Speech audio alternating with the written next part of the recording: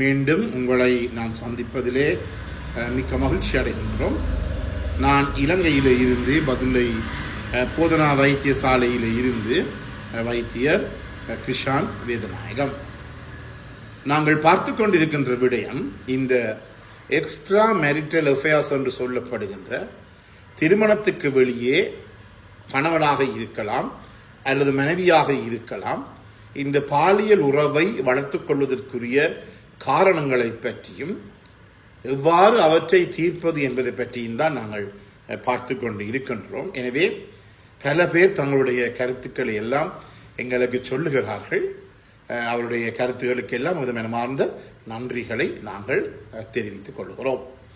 எனவே இந்த நிகழ்ச்சி உங்களுக்கு பிடித்திருந்தால் யூடியூப்ல பார்ப்பவர்கள் மறக்காமல் லைக் பண்ணுங்கள், ஷேர் பண்ணுங்கள், அல்லது மணி சின்னத்தை அல்லது பெல் சாயினை அமர்த்தி சப்ஸ்கிரைப் பண்ணுங்கள். டிக்டாக்டும் இன்ஸ்டாகிராமிலும் ஃபாலோ பண்ணுங்கள். அதே நேரத்திலே நண்பர்கள் இதை பார்க்காதவர்களுக்கு இந்த நிகழ்ச்சி உங்களுக்கு பிடித்திருந்தால் அவர்களுக்கு இந்த நிகழ்ச்சியை அறிமுகப்படுத்துங்கள். நேரடியாக தொடர்பு கொள்ள விரும்பினால் வெளியூர் அன்பர்கள் இமோ ஊடாக, வாட்ஸ்அப்பின் ஊடாக 0094 777 35 62 45 மூலம் தொடர்பு கொள்ள முடியும். உள்ளூர் அன்பர்கள் 0777 35 62 45 மூலமாக தொடர்பு கொள்ள முடியும்.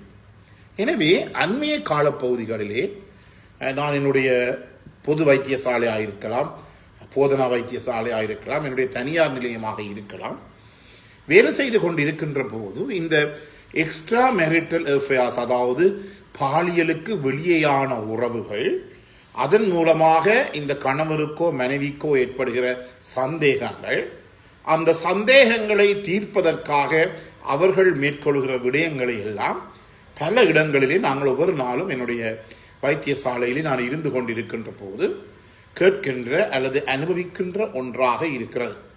எனவே இன்னும் முக்கியமானது என்றால் இந்த எக்ஸ்ட்ரா மேரிட்டல் அஃபேர்ஸ் சரியா பிழையா?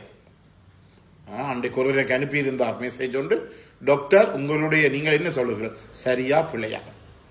நான் சொல்வது, நான் சரியென்னும் சொல்ல மாட்டேன், பிழையென்னும் சொல்ல மாட்டேன்.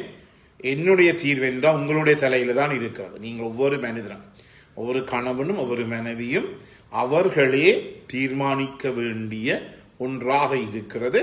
நான் செய்வது சரியா பிழையா? இரண்டாவதாக, இந்த எந்த ஒரு காரியத்தை செய்வதற்கு முதல் உங்களுக்கு தெரியும், நாங்கள் சொல்லுவோம் 7 அறிவு படைத்த மனித இனம். மிருகங்களுக்கு இந்த 7வது அறிவு இல்லையா? இந்த 7வது அறிவு இல்லை என்பது, இந்த 7வது அறிவு என்பது நான் நினைக்கின்றேன் இந்த நன்மை தீமைகளை பகுத்தறிகின்ற தன்மை. உங்களுக்கு தெரியும், மனிதனுடைய மூளையிலே பல பகுதிகள் இருக்கின்றது. இந்த மூளை பார்த்தால் இந்த சைடில் 2 பக்கம் இருப்பது பக்கச்சோனைகள் அல்லது பரைட்டல் லோப் என்று சொல்லுவோம். மூளையினுடைய பின்னால இருப்பது ஆக்சிபிட்டல் லோப் அல்லது பிற்பக்க சோனை என்று சொல்லுவோம். முன்னாக இருக்கின்ற பகுதி ஃப்ரண்டல் லோப். மூளைக்குள்ளுக்கே இந்த தலையோட்டை வெட்டி பார்த்தால் இப்படித்தான் தெரியும். முன்னால இருக்கின்ற பகுதி ஃப்ரண்டல் லோப், முன்பக்க சோனை. இந்த காது பகுதியில் இருக்கின்ற சோனை, இன்னொரு சோனை, இன்னொரு அறை இருக்கிறது டெம்பரல் பிரெயின் என்று சொல்லுவோம். எனவே ஒரு மனிதனுக்கு, அந்த மனிதன் தாயினுடைய வயிற்றில இருந்து பிறந்ததிலே இருந்து இந்த ஃப்ரண்டல் லோப் என்று சொல்லப்படுகிற இந்த முன்பக்க சோனை, ஃப்ரண்டல் லோப் என்று சொல்லுவோம், மூளையினுடைய ஒரு முக்கியமான பகுதி. இது கொஞ்சம் கொஞ்சமாக வளர்ச்சி அடைந்து விருத்தி அடைந்து சரியாக ஒரு மனிதனுடைய வாழ்க்கை காலத்திலே 20 இருந்து 21 வயது வருகின்ற போதுதான் அந்த ஃப்ரண்டல் லோப், அதாவது முன்பக்க சோனையினுடைய வளர்ச்சி, அதனுடைய டெவலப்மெண்ட் அண்ட் குரோத் என்று சொல்லுவோம். வளர்ச்சியும் விருத்தியும் 20-21 வயதிலே தான் முற்றுப்படுகிறது, சம்பூர்ணம் அடைகிறது. இந்த முன்பக்க சோனை என்றால் என்ன? நான் சொன்னேன், இந்த 7வது அறிவு மனுஷருக்கு இருக்குதுன்னு சொன்னார்கள் என்று.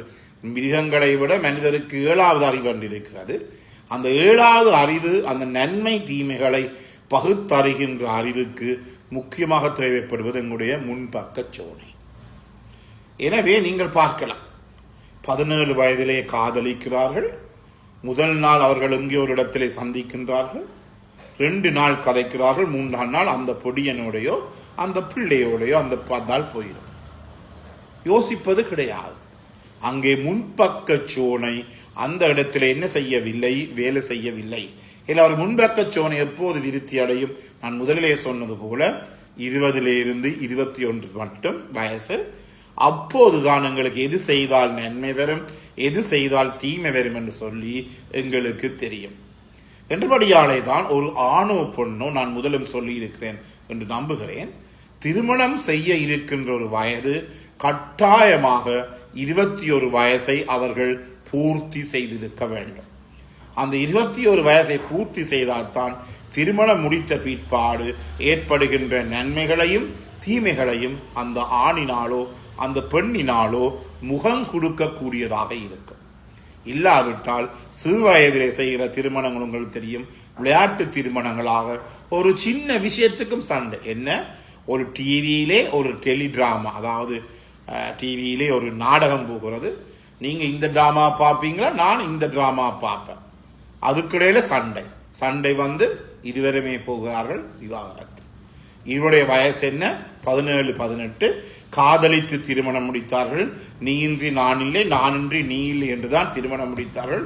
இப்போது இந்த நாடகத்திலே இருவருக்கும் இடையிலே பிளவு ஏற்பட்டு போயிற்று.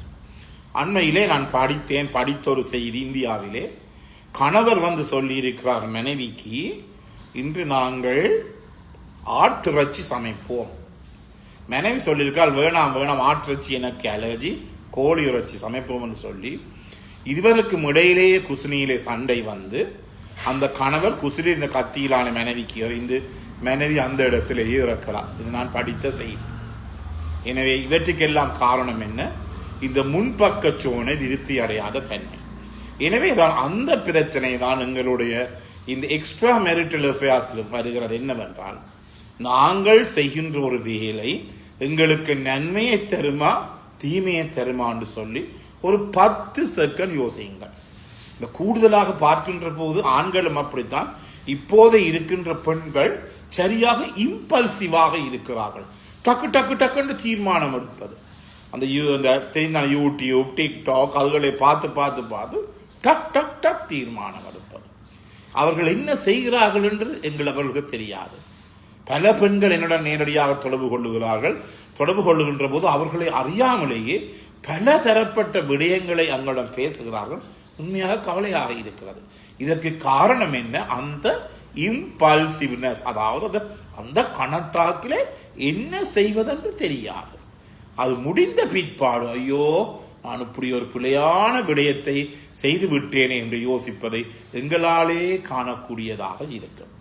எனவே இந்த நிகழ்ச்சியை கேட்டு கொண்டிருக்கிற கணவனாக இருக்கலாம், மனைவியாக இருக்கலாம், ஆண்களாக இருக்கலாம், பெண்களாக இருக்கலாம், இப்போது நீங்கள் இந்த எக்ஸ்ட்ரா மேரிட்டல் அஃபேர்ஸிலே நீங்கள் தொடர்பின், அதாவது திருமணத்துக்கு வெளியேயான தொடர்புகளை நீங்கள் வைத்திருந்தீர்கள் என்றால் உங்களுடைய அந்த தொடர்பினாலே ஏற்படுகின்ற நன்மை தீமைகளை ஒரு ஒற்றையிலே எழுதுங்கள். ஒரு சின்ன ஹோம்வொர்க். இந்த எனக்கு மனைவிக்கு தெரியாமல் நான் அந்த பொண்ணுடன் தொடர்பு வச்சுக்கிறோம், என்ன நன்மை வருது, என்ன தீமை வருது. இது நன்மையை விட தீமை கூடுதலாக இருக்குமாக இருந்தால் இயலுமான மட்டும் அவற்றை என்ன செய்துங்க, நீங்கள் தவிர்த்துக் கொள்ளுங்கள். தவிர்த்துக் கொள்வதன் ஊடாக பலதரப்பட்ட பிரச்சனைகளை நீங்கள் மேற்கொள்ள முடியும். இதை விட்டு போட்டு எனக்கு கால் அடித்து கேட்க வேண்டாம் டாக்டர், இப்படி ஒரு தொடர்பு எனக்கு இருக்கின்றது. சில பேர் சொல்கிறால் வெறும் பயமாக இருக்கிறது. எனக்கு சின்ன வயசு, நான் என்னுடைய எக்ஸ்ட்ரா மேரிட்டல் அஃபேர் திருமணத்துக்கு வெளியார் தொடர்பினை வைத்துக் கொள்வதற்கு வயசு என்னையும் விட 30 வயசு கூட. சில நேரத்தில் எங்களுக்கு மயக்கம் கூட வருகிறது. இவை எல்லாம் அது சில நேரத்தில் காசுக்காக கூட அந்த தொடர்பு இருக்கலாம். ஆனாலும் இவற்றின் மூலமாக ஏற்படுகிற பிரச்சனைகள் எங்களுடைய சமூகத்திலே எத்தனையோ குடும்பங்கள் அழிந்து விட்டது. கொலைகள், தற்கொலைகள் அழிந்து கொண்டிருக்கின்றது.